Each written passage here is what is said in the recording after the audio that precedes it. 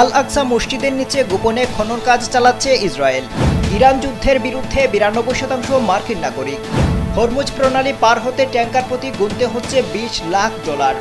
Iran যুদ্ধ ডেকে আনতে পারে মহাপ্রলয়। সৌদি আরবের সঙ্গে ইরানের উত্তেজনা চরমে। ইরানের হামলায় খোরচাড়া হাজার হাজার ইসরায়েলে লেবাননের সশস্ত্র গোষ্ঠীর ভয়াবহ হামলা। মুসলমানদের পবিত্র আল আকসা মসজিদের নিচে সম্পূর্ণ গোপনে সুড়ঙ্গ খুঁড়ছে ইসরায়েল জানিয়ে এবার আন্তর্জাতিক মহলে চাঞ্চল্যকর তথ্য দিয়েছেন জনপ্রিয় চীনা প্রফেসর জিয়াং।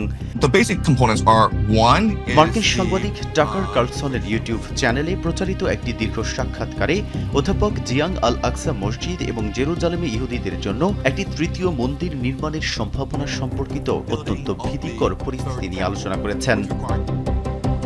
জিয়াং দৃঢ়ভাবে দাবি করেন, ইসরায়েলের এই তথাকথিত তৃতীয় মন্দির নির্মাণের জন্য আল আকসা মসজিদ ধ্বংস করা হবে। মসজিদের মূল ভিত্তি দুর্বল করার জন্য প্রত্নতাত্ত্বিক খনন কার্যকে হাতিয়ার হিসেবে ব্যবহার করছে ইসরায়েল। তিনি বলেন, এটি একটি পরিকল্পিত ও নিয়ন্ত্রিত ধ্বংসযজ্ঞ, যার দায় সুকৌশলে ইরানের বর্তমান বাহ্যিক ব্যালিস্টিক ক্ষেপণাস্ত্র হামলার উপর চাপানোর চেষ্টা চালাতে পারে ইসরায়েল, যা ভবিষ্যতে একটি ভয়াবহ যুদ্ধ শুরু করার এবং বৃহত্তর ইসরায়েল প্রকল্পের দিকে এগিয়ে যাওয়ার নিখুঁত অজুহাত হিসেবে ব্যবহৃত হবে।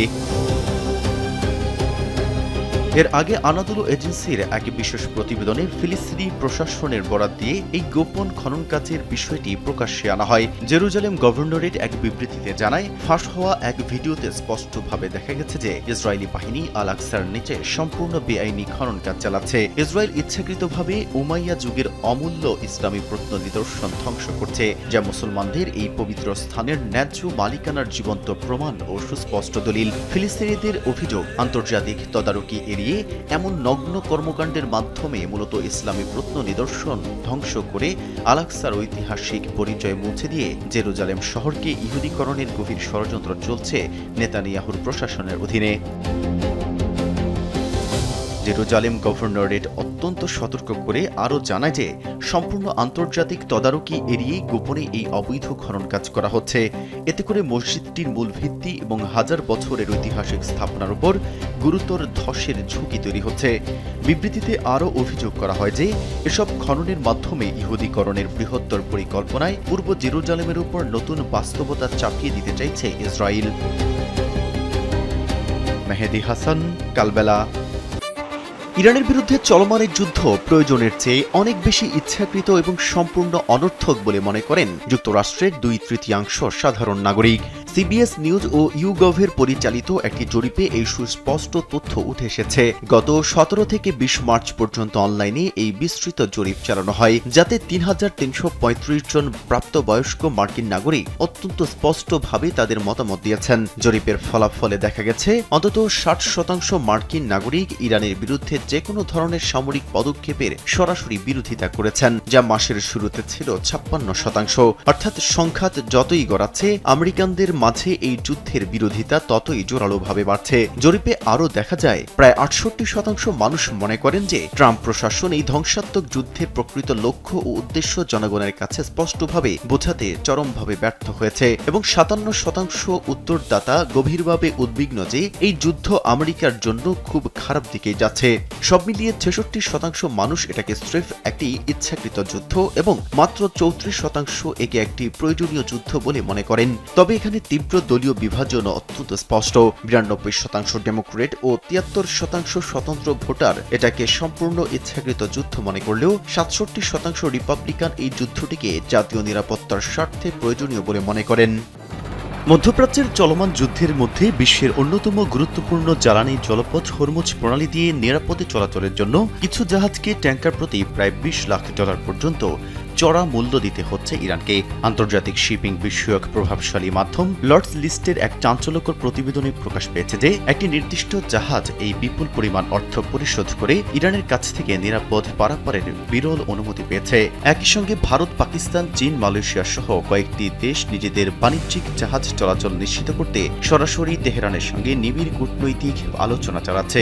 আন্তর্জাতিক বিশ্লেষকরা বলছেন, ইরান বর্তমানে সিলেক্টিভ ব্লকেড বা বাছাইকৃত অবরোধ কৌশল কৌশল নিয়েছে, অর্থাৎ যুক্তরাষ্ট্র বা ইসরায়েলের সঙ্গে বিন্দুমাত্র সংশ্লিষ্ট নয় এমন জাহাজগুলোকে নির্দিষ্ট কঠোর শর্তে চলাচলের সুযোগ দেওয়া হচ্ছে।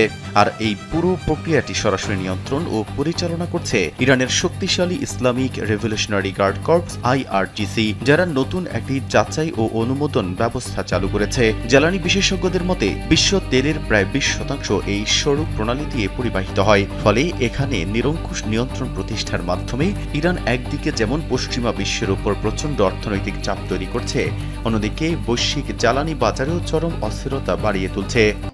পারস্য উপসাগর জুড়ে যুক্তরাষ্ট্র ও ইসরায়েলের সঙ্গে ইরানের পাল্টাপাল্টি হামলা দীর্ঘদিন হওয়ার ঝুঁকি বাড়ছে। এতে বৈশ্বিক অর্থনীতির মহাপ্রলয় শুরু হতে পারে বলে শঙ্কা প্রকাশ করেছেন বিশ্লেষকরা। কারণ এই অল্প সময়ের মধ্যেই ইরান, সৌদি আরব, কাতার, কুয়েত ও ইসরায়েলের জ্বালানি স্থাপনাগুলোতে আঘাত এনেছে। প্রায় 3 সপ্তাহের ধারাবাহিক হামলার পরও দেশটির সামরিক সক্ষমতা পুরোপুরি ভেঙে পড়েনি, যা পরিস্থিতিকে আরও উদ্বেগজনক করে তুলেছে। আল জাজিরা জানিয়েছে, কাতারের রাশ লাফান ইন্ডাস্ট্রিয়াল সিটির গ্যাস স্থাপনায় হামলায় প্রায় $26 বিলিয়ন ক্ষতি হয়েছে। এই গুরুত্বপূর্ণ স্থাপনাটি পুনর্গঠনের কয়েক বছর সময় লাগতে পারে। ইতিমধ্যে তরলীকৃত প্রাকৃতিক গ্যাস বা LNG সরবরাহ কমে যাওয়ার শঙ্কা তৈরি হয়েছে, যা ইউরোপের গ্যাসের দাম প্রায় 30% বাড়িয়ে দিয়েছে। বিশ্লেষকরা সতর্ক করেছেন, এ ধরনের হামলা অব্যাহত থাকলে জ্বালানি বাজারে বড় ধরনের অস্থিরতা তৈরি হতে পারে এবং বৈশ্বিক অর্থনীতিতে এর গভীর প্রভাব পড়তে পারে। এ প্রসঙ্গে তেহরানের পররাষ্ট্র মন্ত্রণালয়ে দেওয়া এক সাক্ষাৎকারের ইরানের কূটনৈতিক ইসমাইল বাঘাই বলেছেন, সামরিক আগ্রাসনের মুখে থাকা কোনো দেশের কাছ থেকে সংযম আশা করা যায় না, কারণ যারা এই পরিস্থিতি তৈরি করেছে তাদেরকে সংযত হতে হবে। ইরানের সাম্প্রতিক হামলার আগের তুলনায় অনেক বেশি জ্বালানি অবকাঠামোকে লক্ষ্য করে চালানো হয়েছে। মূলত ইসরায়েল ইরানের সাউথ পার্স গ্যাস ফিল্ডে হামলা চালানোর পরপরই পাল্টা আঘাত হানে তেহরান। পরিস্থিতির তীব্রতায় উদ্বেগ প্রকাশ করে মার্কিন প্রেসিডেন্ট ডোনাল্ড ট্রাম্প ইসরায়েলকে ইরানের গ্যাস ক্ষেত্রে হামলা থেকে বিরত থাকতে এবং ইরানকেও একই সতর্কবার্তা দিয়েছে। তবে উত্তেজনা কমানোর সম্ভাবনার প্রশ্নে ইরানের কূটনীতিক ইসমাইল বাঘাই বলেন, যারা আপনাকে ধ্বংস করতে চায় তাদের কাছে শান্তির প্রস্তাব দেওয়া বাস্তবসম্মত নয়।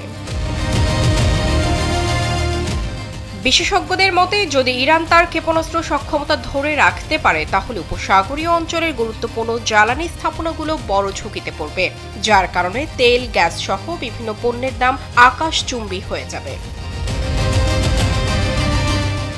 মারিয়া বিনতে ইলিয়াস, কালবেলা।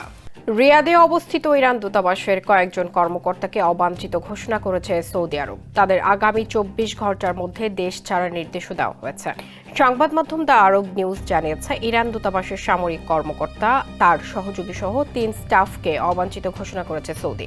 শনিবার সৌদি আরবের পররাষ্ট্র মন্ত্রণালয় এ সংক্রান্ত একটি নির্দেশনা জারি করেছে। সৌদি পররাষ্ট্র মন্ত্রণালয় আরও জানিয়েছে, যদি ইরান সৌদির ভূখণ্ডে হামলা অব্যাহত রাখে তাহলে তাদের আরও কঠোর পরিণতি ভোগ করতে হবে এবং এগুলো বর্তমান ও ভবিষ্যৎ সম্পর্কে প্রভাব ফেলবে। এর আগে গেল বুধবার সৌদি পররাষ্ট্রমন্ত্রী প্রিন্স ফাইসাল বিন ফারহান আল সৌদ এক সংবাদ সম্মেলনে হুমকি দিয়েছিলেন, ইরান তাদের বেসামরিক মানুষ ও অবকাঠামোর ওপর হামলা চালাচ্ছে। যদি এ ধরনের হামলা অব্যাহত থাকে তাহলে ইরানের ওপর সৌদি আরব পাল্টা হামলা চালাবে। এদিকে মার্কিন প্রেসিডেন্ট ডোনাল্ড ট্রাম্প হুমকি দিয়েছেন, আগামী 48 ঘন্টার মধ্যে হরমুজ প্রণালী খুলে না দিলে ভয়াবহ হামলা চলে ইরানের বিদ্যুৎ খাত ধ্বংস করা হবে। তার এই আলটিমেটামের পর ইরানও কঠোর হুঁশিয়ারি দিয়েছে। দেশটির খাতাম আল আম্বিয়া সেন্ট্রাল কমান্ডের মুখপাত্র ইব্রাহিম জুলফাগারি বলেছেন, মার্কিন বাহিনী বিদ্যুৎ কেন্দ্রে হামলা চালালে যুক্তরাষ্ট্র ও ইসরায়েলের সঙ্গে যুক্ত পানি শোধনাগার বা ডিস্যালাইনেশন প্ল্যান্ট এবং তথ্য প্রযুক্তির অবকাঠামো গুঁড়িয়ে দেওয়া হবে। ইরানের ভয়াবহ ড্রোন ও ব্যালিস্টিক ক্ষেপণাস্ত্র হামলার মুখে চরম মৃত্যু ভয়ে দখলকৃত নিজেদের বাড়ি ঘর ছেড়ে পালাচ্ছে হাজার হাজার ইসরায়েলি বাসিন্দা। ইসরায়েলের সমাজ কল্যাণ ও সামাজিক নিরাপত্তা মন্ত্রণালয় আনুষ্ঠানিকভাবে এই ব্যাপক বাস্তুচ্যুতির তথ্য নিশ্চিত করেছে। মন্ত্রণালয়ের দেওয়া তথ্য মতে বাস্তুচ্যুতদের মধ্যে প্রায় 1000 বাসিন্দা ইসরায়েলের দক্ষিণাঞ্চলীয় গুরুত্বপূর্ণ শহর আরাদ ও দিমোনার আদিবাসী। গতরাতে অত্যন্ত সুপরিকল্পিতভাবে ওই দুই শহরে ইরান বড় ধরনের ধ্বংসাত্মক হামলা চালায়, যার ফলে আতঙ্কিত হয়ে অসংখ্য বাসিন্দা নিরাপদ আশ্রয়ে সরে যেতে বাধ্য হন এবং শহরগুলোর আবাসিক এলাকাগুলো এক প্রকার জনশূন্য হয়ে পড়ে। ইসরায়েলি জরুরি সেবা সংস্থাগুলোর খবর অনুযায়ী আরাদ ও দিমুনা শহরে ইরানি ক্ষেপণাস্ত্রের সরাসরি হামলায় অন্তত 180 জন বেসামরিক নাগরিক গুরুতরভাবে আহত হয়েছেন। আহতদের দ্রুত উদ্ধার করে স্থানীয় বিভিন্ন হাসপাতালে ভর্তি করা হয়েছে। চিকিৎসকরা জানিয়েছেন যে বেশ কয়েকজনের অবস্থা আশঙ্কাজনক। এই বিপুল বাস্তুচ্যুত নাগরিকদের জন্য সরকার তড়িঘড়ি করে অস্থায়ী আশ্রয়কেন্দ্র ও জরুরি ত্রাণ সহায়তা কার্যক্রম শুরু করেছে। ইসরায়েলি বাহিনীর উপর একদিনেই রেকর্ড 55 বার ভয়াবহ হামলা চালানোর দাবি করেছে লেবাননের সশস্ত্র গোষ্ঠী হিজবুল্লাহ। ইরান সমর্থিত এই শক্তিশালী সশস্ত্র গোষ্ঠীটি মূলত লেবানন সীমান্ত সংলগ্ন এলাকা ও ইসরায়েলের উত্তরাঞ্চলে এই স্মরণকালের সবচেয়ে ব্যাপক ও ধ্বংসাত্মক হামলা চালায়। শনিবার কাতার ভিত্তিক সংবাদ মাধ্যম আল জাজিরার এক প্রতিবেদনে জানানো হয়, একদিনে ইসরায়েলের বিরুদ্ধে হিজবুল্লাহর সামরিক ইতিহাসে এটি সর্বোচ্চ সংখ্যক সুনির্দিষ্ট হামলার ঘটনা। প্রতিবেদনে আরও বলা হয়েছে, লেবাননের দক্ষিণ ও পশ্চিমাঞ্চলীয় কুরা এলাকায় শনিবার ইসরায়েলি সেনারা সীমান্ত অতিক্রম করে ভূখণ্ডে অগ্রসর হওয়ার চেষ্টা করলে তারা সরাসরি হিজবুল্লাহর প্রচণ্ড প্রতিরোধের মুখে পড়েন। এ সময় দুই পক্ষের মধ্যে ব্যাপক উত্তেজনা বিরাজ করে। একই সঙ্গে লেবানন সীমান্তের বিভিন্ন প্রান্তেও বড় ধরনের সংঘাত ও গোলাগুলির খবর পাওয়া গেছে। অন্যদিকে লেবাননের পূর্বাঞ্চলীয় খিয়াম ও তাইবেহ এলাকায় হিজবুল্লাহ এবং অগ্রসরমান ইসরায়েলি বাহিনীর মধ্যে তীব্র লড়াই চলছে, যার ফলে লেবাননের সার্বিক পরিস্থিতি প্রতিনিয়ত চরম অবনতি ঘটছে।